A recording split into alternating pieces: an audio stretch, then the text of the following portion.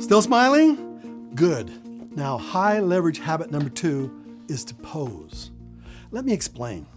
Success expert Anthony Robbins calls it moving your physiology. And when you change your physiology, your body, you change your mind instantly. Slump down in your chair, your mind follows you down. Sit up straight, breathe deep, your mind follows you up. Where your body goes, so goes your mind. But is that just pop psychology? There's a new book out, and it's called Presence by Amy Cuddy of Harvard. Fabulous book. She goes into the science of posture, body language. She talks about it in her TED Talk, watched by over 40 million people, the second most watched TED Talk of all time. How you stand and sit and present yourself, your posture, your presence, they absolutely affect the way people perceive you. She calls it your power pose. And she has you practice standing in an open stance with your hands on your hips like Superman or Superwoman. She calls it your power pose.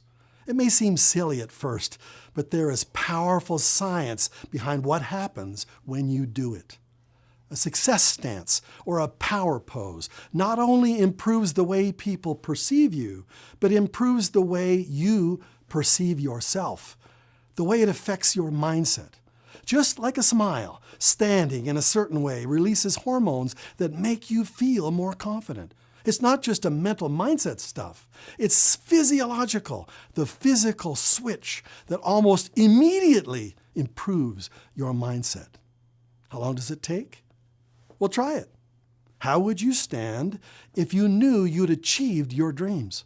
Go out in the future and imagine that you have arrived. You did it. It was hard, but you succeeded.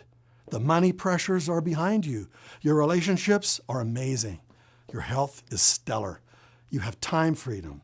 Take a deep breath of that. Stand a half an inch taller. Breathe a little deeper. Your stomach in just a little bit. And when you walk, make your stride just a little bit longer. Open your eyes just a little bit larger and expand your peripheral vision just a few inches so you're more aware. Lean forward just a little bit. Throw your shoulders back just a little. Notice how these slight tweaks in your physiology make you feel just a little more confident. It doesn't take much. Practice it until you find yourself doing it naturally, unconsciously. Try it. Act a little more confidently. Put your arms on your hips like a Superman or Superwoman and strike a more open pose, a more confident posture. Just doing this releases those hormones. How would you sit if you had succeeded? Would you be closed down, trying to hide, lost in your fears, worried about what they might think? Remember your presence. If you had arrived, why would you care what they think? They're still struggling. You made it in your mind. But is that authentic, to fake it until you make it? Well, Olympic athletes do. They imagine winning the gold medal in their minds years before they win it for real. Is that faking? Of course not. That's imagining a better you, the winner. So step into the shoes of a winner before you win.